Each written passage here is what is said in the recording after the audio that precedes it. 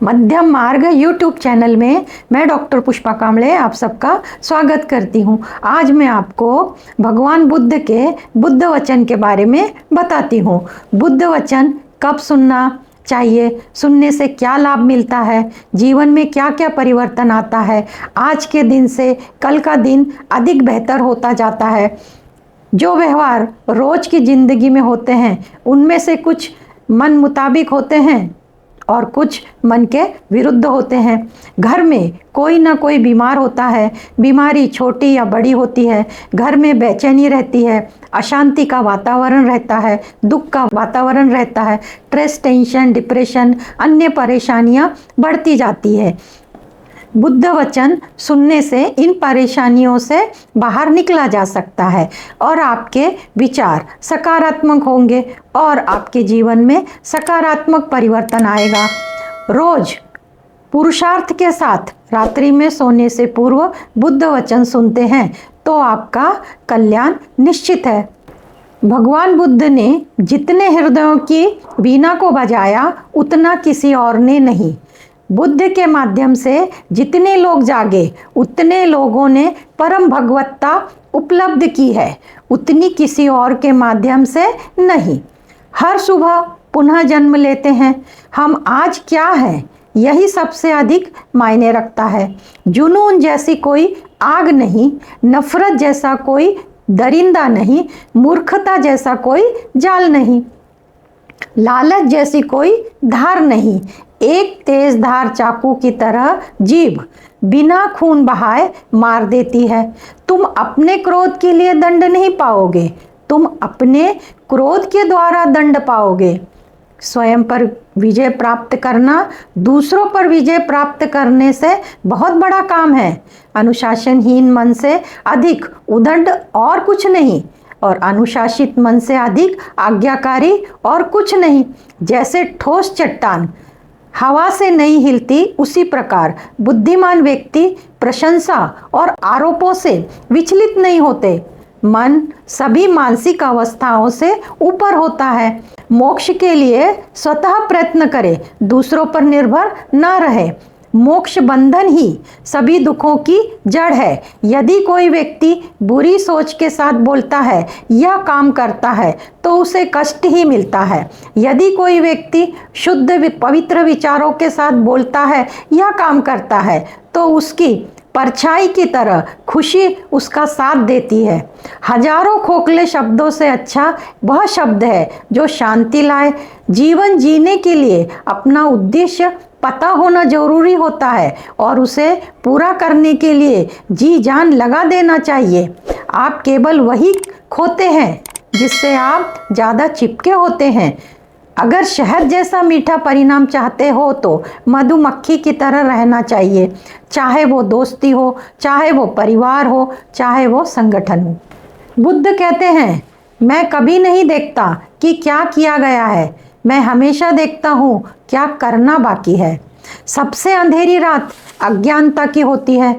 आपके पास जो है उसकी कद्र नहीं करते तो आपको खुशी कभी नहीं मिलेगी। आज हम जो कुछ भी हैं वह आज तक हमने क्या सोचा उसका परिणाम है। आशा और विश्वास कभी गलत नहीं होते, बस यह हम पर निर्भर करता है कि हमने आशा किससे करनी है और विश्वास किस पर करना है। जिस दिन तुम्हें अपना मूल्य पता चलता है उस दिन के बाद तुम्हें किसी के द्वारा की गई निंदा या प्रशंसा से कोई फर्क नहीं पड़ता। ईश्वर व्यक्ति नहीं है, ईश्वर ऊर्जा है। बुद्धि की ऊर्जा का नाम ईश्वर है।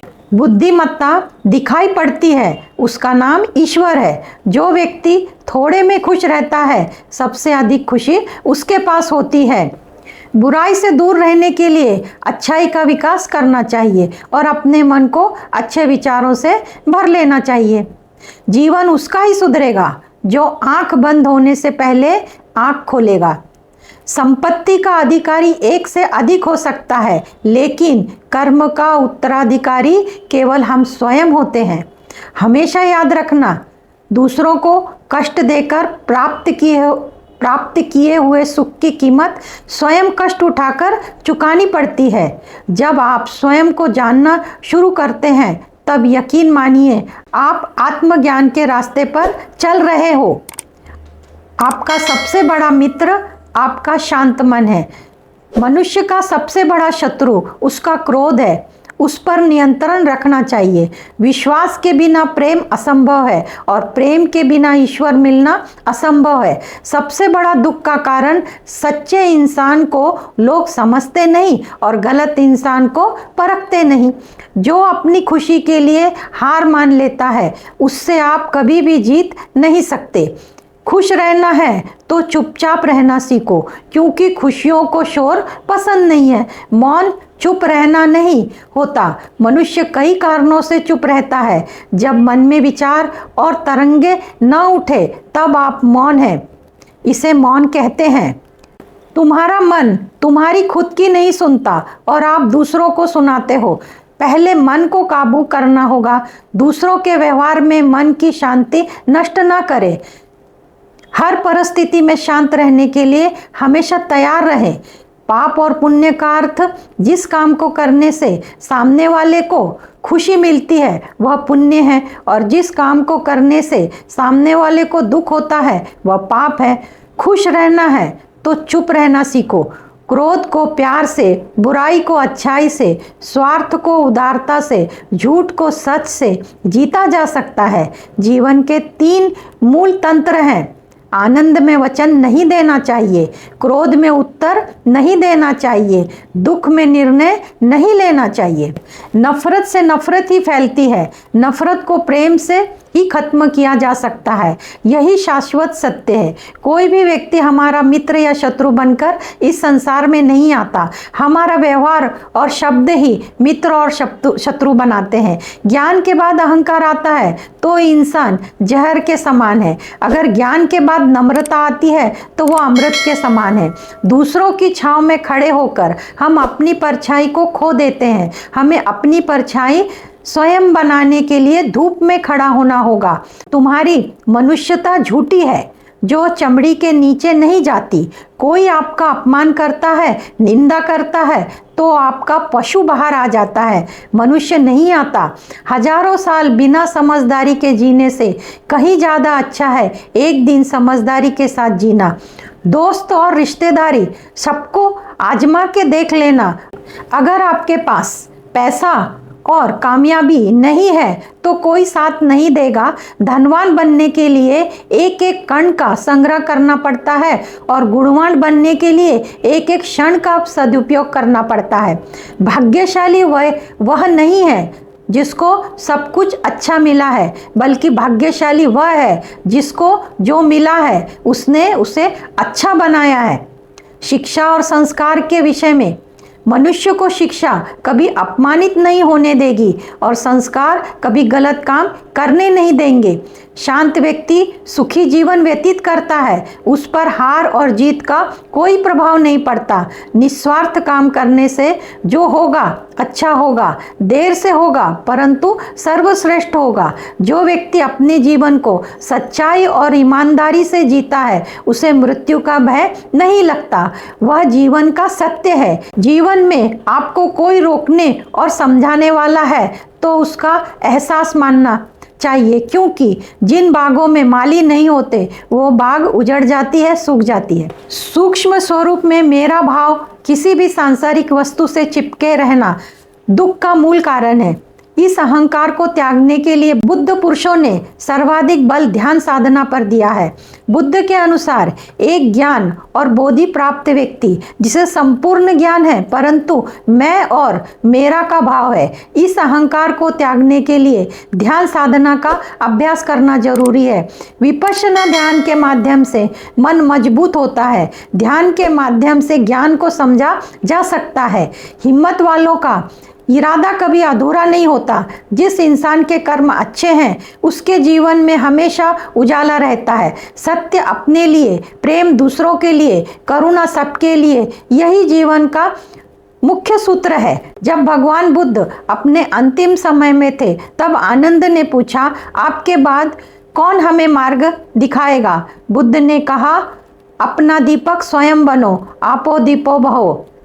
कोई भी आदत बड़ी नहीं होती जिसे आप छोड़ ना सके, बस एक मजबूत फैसले की ज़रूरत होती है।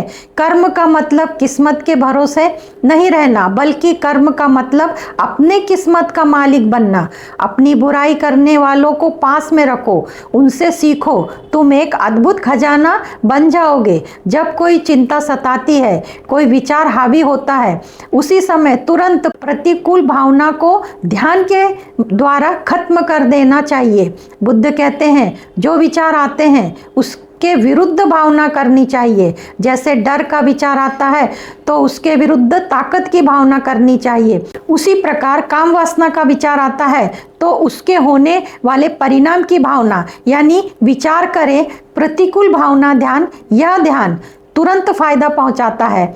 बौद्ध गुरु और उनका शिष्य कई बार भिक्षा मांगते समय लोग उनको बुरा भला कहते, शिष्य को बुरा लगता था। बौद्ध गुरु कहते हैं ये सब हमारी आध्यात्मिक यात्रा में सहारा बनते हैं। जो लोग भिक्षा देते हैं वे लोग भी सहारा बनते हैं। भोजन देते हैं उनका भी धन्यवाद करना चाहिए। जो लोग हमें बुरा भला कहते हैं, हमारे मन को चोट लगती है तो अधिक नम्र होकर उनको अधिक धन्यवाद देना चाहिए। ये हमारे मन को भोजन देते हैं जो आध्यात्मिक होने के लिए बहुत जरूरी है। मन को शांत करने का श्रेष्ठ बिंदु शून्य हो जाता है, तब विचार उत्पन्न ही नहीं होते। यही ध्यान की श्रेष्ठ अवस्था है। काम बड़ा करो लेकिन बर्ताव ऐसा करो कि तुमने कुछ नहीं किया, यह एक महान व्यक्ति की पहचान होती है। मजबूत इंसान को देखकर लोग सोचते हैं कि यह कभी टूटता क्यों नहीं, लेकिन वे यह नहीं जानते कि वह इंसान कई बार टूटने के बाद ही मजबूत बना है।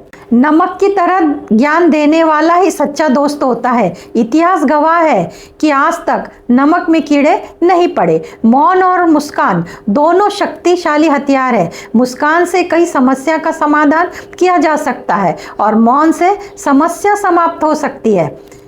बीते कल का अफसोस और आने वाले कल की चिंता, ये दोनों नकारात्मक शक्ति है जो हमारी आज की खुशी को नष्ट कर देती है। जीवन में हमेशा याद रखना, बेशक सच बोलकर किसी का दिल तोड़ देना, परंतु झूठ बोलकर किसी का विश्वास मत तोड़ना। प्यार कभी भी किसी के लिए कम नहीं होता, बस सामने वाले का बदला हुआ रूप देखकर प्रेम जाहिर करना बंद हो जाता है। किसी शांत और विनम्र व्यक्ति से अपनी तुलना करके देखिए, आपको लगेगा कि आपका घमंड निश्चित ही त्यागने जैसा है। याद रखना, इस संसार में स्वयं के अतिरिक्त कुछ भी नहीं पाया जा सकता है। जब भीतर के सौंदर्य के द्वार खुल जाते हैं तो आप ही आप नजर आते हैं, दूसरा कुछ नहीं नजर आता। हो सकता है आपको वह ना मिले जो आप चाहते हो, लेकिन वह आपको जरूर मिलेगा जिसके आप हकदार हो। इसलिए काबिल बनो, भिखारी नहीं। बुद्ध कहते हैं तुम्हारे मार्ग में मैं भी बाधा बनता हूँ तो तुम मुझे भी छोड़ देना, लेकिन सत्य को अपने अनुभव से खोजना। अहंकार और संस्कार में फर्क है। अहंकार दूसरों को झुकाकर खुश होता है और संस्कार स्वयं झुककर खुश होता है। बुद्ध कहते हैं अच्छा जीवन और बुरा जीवन नहीं मिलता, हमें एक जीवन मिला है, इसे अच्छा या बुरा बनाना हम पर निर्भर करता है। सच और सच्चाई ये ऐसी सवारी है जो अपने मालिक को कभी भी गिरने नहीं देती, ना किसी के कदमों में ना किसी के नज़रों में। 2 पल की जिंदगी और 2 नियम। किसी को प्रेम देना सबसे बड़ा उपहार है और किसी का प्रेम पाना सबसे बड़ा सम्मान है। व्यक्ति निर्माण मानव जीवन का परम लक्ष्य है।